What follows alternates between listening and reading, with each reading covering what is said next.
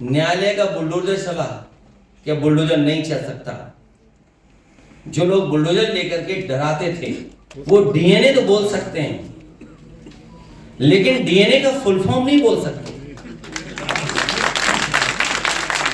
इसलिए डीएनए को बोलने से पहले कि समाजवादियों के डीएनए में क्या है, कम से कम डीएनए का फुल फॉर्म तो बता दें।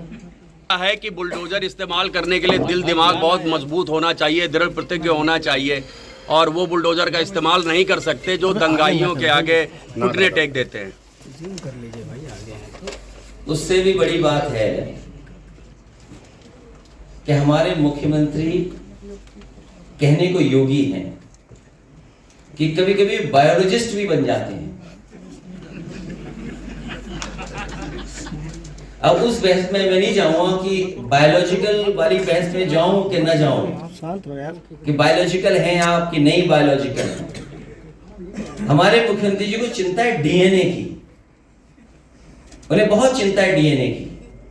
मैं बहुत दिनों से सोच रहा था कि शायद किसी दिन वो जो पावर प्लांट है उनका नाम बोलेंगे। वो आज भी पावर प्लांट का नाम नहीं ले पा रहे हैं, और मैं दावे के साथ कहता हूं वो डीएनए तो बोल सकते हैं, लेकिन डीएनए का फुल फॉर्म नहीं बोल सकते। इसलिए डीएनए को बोलने से पहले कि समाजवादियों के डीएनए में क्या है, कम से कम डीएनए का फुल फॉर्म तो बता दें। लेकिन जो और जहां तक बुलडोजर का सवाल है, सोचो कैसा न्यायालय का बुलडोजर चला, क्या बुलडोजर नहीं चल सकता? जो लोग बुलडोजर लेकर के डराते थे, जगह जगह लोगों के घर गिराते थे, क्या मुख्यमंत्री आवास का नक्शा पास है? अगर नक्शा ही सवाल है तो सरकार ये बताए क्या मुख्यमंत्री आवास का नक्शा पास है, और कब पास हुआ था ये भी बता दें, कागज दिखा दें उसके।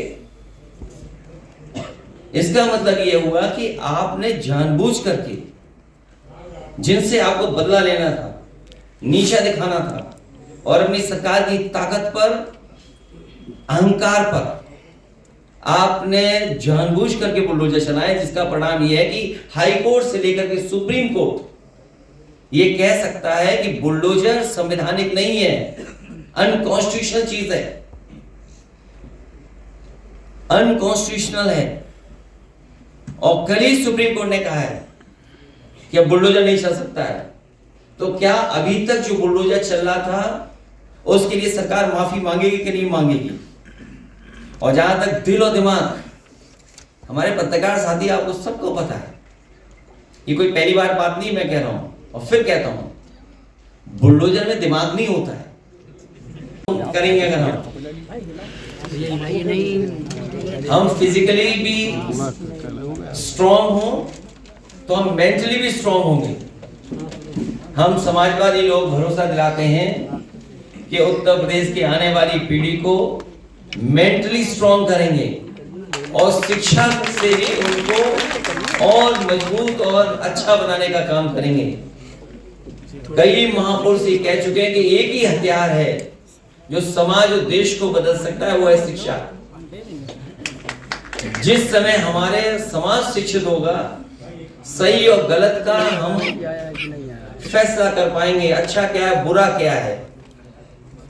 और आज के माहौल में अगर हम ये बात कहें तो सबसे ज्यादा अगर कोई दुखी है किसान नौजवानों के बाद, तो वो हमारे शिक्षक हैं। पढ़े लिखे नौजवान हैं जो शिक्षक बनना चाहते हैं। ये विभाग ऐसा है, अगर हम देखें primary education, higher secondary education, माध्यमिक शिक्षा, हायर एजुकेशन, आपके polytechnic, ITI, engineering college, medical college, आप सोचो कितना बड़ा समाज का हिस्सा है जो इसी से बनता बिगड़ता है। आज उत्तर प्रदेश में किसी भी स्तर पर अपॉइंटमेंट हो, टॉप से लेकर के नीचे तक सब पे प्रश्न लग रहे हैं, उंगली उठ रही है। जितने शिक्षकों की भर्ती हो जानी चाहिए थी, अभी भी सरकार उतने शिक्षकों की भर्ती नहीं कर पा रही है। जिन लोगों को मिल गया हाई कोर्ट से, सरकार ऐसी साजिश और षड्यंत्र रच रहा है कि उन्हें नौकरी न मिल जाए। जो हमारे बाबा साहब भीमराव अम्बेडकर जी संविधान के तहत जो अधिकार और हक हैं, उसको भी छीनने का काम सरकार कर रही है। इसे लगातार पीडीए की आवाज को हम सब मिलकर के मजबूत करते रहेंगे। ये पीडीए की रणनीति है जो भारतीय जनता पार्टी को उत्तर प्रदेश को उखाड़ने का काम करेगी। मैं एक बार फिर अपने शिक्षक सभा के, प्रदेश के, राष्ट्रीय कार्यकारिणी के सभी पदाधिकारियों का बहुत बहुत धन्यवाद देता हूं कि सर्वपल्ली राधाकृष्णन जी को वो आज याद कर रहे हैं। कल से पूरे प्रदेश में जगह जगह कार्यक्रम हमारी पार्टी भी करेगी और देश के स्तर पर शिक्षक लोग भी करते हैं, जिसमें राष्ट्रीय अध्यक्ष आदरणीय पांडे जी और प्रदेश के अध्यक्ष से लेकर के हमारी पार्टी के नेता विरोधी दल जो विधान परिषद में हैं और बड़ी संख्या में उनके संगठन के लोग बैठे हैं। मैं सबसे पहले सर्वपल्ली राधाकृष्णन जी को याद करता हूं। उनके सम्मान में पूरे देश में शिक्षक दिवस के रूप में मनाया जाता है।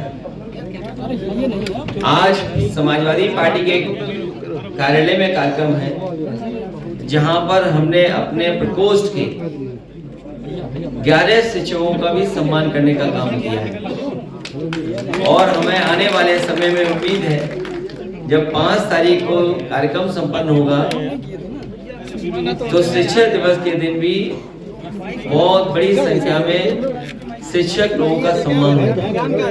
समाजवादी पार्टी ने हमेशा शिक्षकों का सम्मान किया है। जब कभी भी सरकार में आए होंगे उनकी तमाम समस्याओं का समाधान हुआ है और समाधान किया है। आज जब हम सब शिक्षक संगठन के साथ बैठे हैं तो इनके माध्यम से हम तमाम शिक्षक और पूरे प्रदेश के शिक्षक उन सबको ये भरोसा दिलाते हैं उनके सम्मान के लिए और उनकी जो जो समस्याएं होंगी उनके समाधान के लिए हम समाजवादी लोग हमेशा काम करेंगे।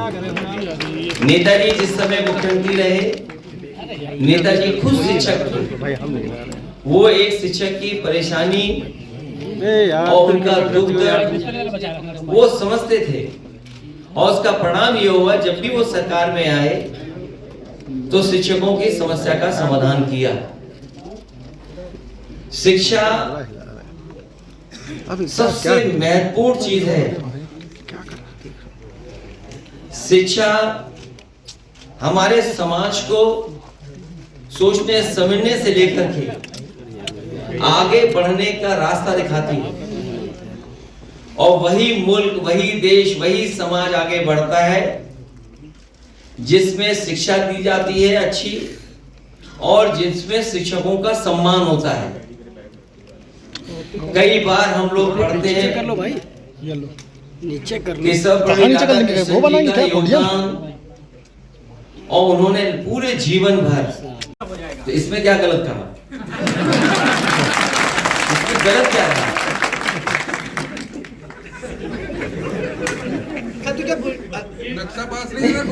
गोरखपुर में भी कुछ अवैध है क्या? नहीं, अवैध क्या है? वहाँ पर नक्शा नहीं, अवैध क्या, अवैध क्या है? ये कौन तय करेगा? इंस्टीट्यूशन तय करेगी ना। तो मैंने आपसे कहा कि सरकार अपने हिसाब तय करती है, इंस्टीट्यूशन नहीं तय करती है। बीजेपी तय करती है कौन सा लीगल कौन सा इलीगल है। अखिलेश जी, उसमें भी आप सेलेक्टिव हैं।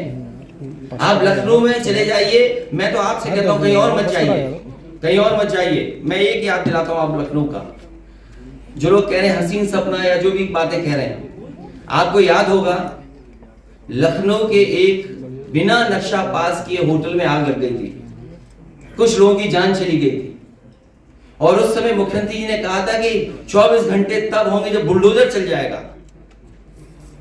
मैं जानना चाहता हूं और प्रदेश की जनता को याद होगा और प्रदेश की जनता और आप लोग भी जानना चाहेंगे कि आखिरकार क्या बुलडोजर की चाबी खो गई? आपको याद है कि नहीं याद है? और एलडीए में जाइए, आप एलडीए में जाइए और सूची निकलवाइए कि इलीगल बिल्डिंग्स किसकी हैं। ये मौका मिला है कि जितनी भी एलडीए की इलीगल बिल्डिंग है, आप क्यों नहीं बुलडोजर चला रहे वहां पर? आप अकबर नगर में तो बुलडोजर चला रहे हैं, आप नाले पर रिवर फ्रंट बनाने के लिए तो चला रहे हैं, लेकिन जब आपका बुलडोजर आगे चलता है तो क्या कारण है कि बुलडोजर का डीजल या पेट्रोल खत्म हो जाता है। और फिर आपने देखा नहीं एक फ्रस्ट्रेटेड अधिकारी को किस तरीके से एक व्यापारी के सर पे सर मार दिया था। आखिर वो अधिकारी फ्रस्ट्रेटेड क्यों था? इस बात के लिए आपको जानना चाहिए था आखिरकार फ्रस्ट्रेटेड क्यों था वो। फ्रस्ट्रेटेड इसलिए था कि उस पर दबाव था, लोग पैसे मांग रहे थे अधिकारी से, अधिकारी पैसे के दबाव में उससे पैसे मांगे जा रहे होंगे। आपको इस बात पे जानना चाहिए कि एक अधिकारी सोचो किसी के सर मार दे, कितना फ्रस्ट्रेटेड रहा होगा। तो इसलिए सवाल ये नहीं है कि दिल और दिमाग, मैंने आपसे कहा कि बुलडोजर पे कोई दिल और दिमाग नहीं होता, ये कैमरे पे भी दिल और दिमाग नहीं होता, जब आप चलाते हो तब कैमरा चलता है। अखिलेश जी उपचुनाव को लेकर